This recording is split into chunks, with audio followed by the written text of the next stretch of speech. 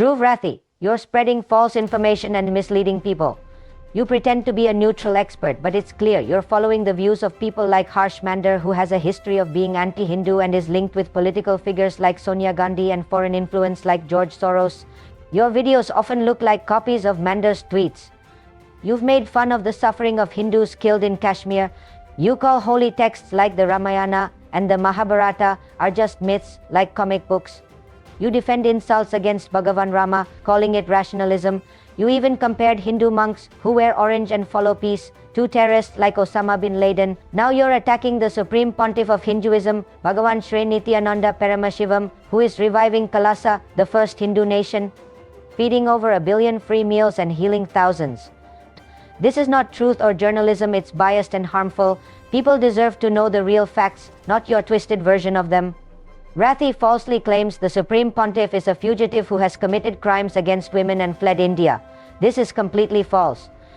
The Supreme Pontiff is not a fugitive but a persecuted leader targeted through systematic lawfare, a pattern of malicious prosecution and fabricated allegations designed to silence Hindu leadership. Let me present the judicial facts. The Karnataka High Court in 2012 declared the Supreme Pontiff's arrest illegal, without authority and without jurisdiction. Yet Rathee continues to circulate these illegal arrest photos as propaganda. On February 2, 2024, the Gujarat High Court fully exonerated the Supreme Pontiff from all charges of abduction and kidnapping. Rathee falsely portrays this as an ongoing case. In the United States, a federal court in Ohio ruled in favor of the Supreme Pontiff regarding allegations, finding them false and malicious. The court awarded nearly $500,000 in damages against the accuser for defamation. Medical evidence proves these allegations are biologically impossible. The Supreme Pontiff's testosterone levels measure only 12.5 nanograms per deciliter, less than 6% of the normal male range. Interpol has officially rejected requests to issue notices against the Supreme Pontiff, acknowledging the lack of credibility behind these charges.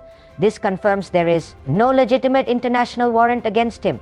Despite overwhelming evidence, Rathee suppresses every victory, every exonerating piece of evidence, and every human rights report to continue his character assassination campaign against Hindu leadership. This is not criticism or journalism, this is hate speech and incitement. Rathee is participating in the same genocidal narrative that once justified colonization, now disguised as YouTube content. Dhruv Rathee, hear this clearly. This is your final notice. Your campaign of hate speech, religious defamation, and malicious distortion inciting genocide against Hindus and the Supreme Pontiff of Hinduism will not be tolerated any longer.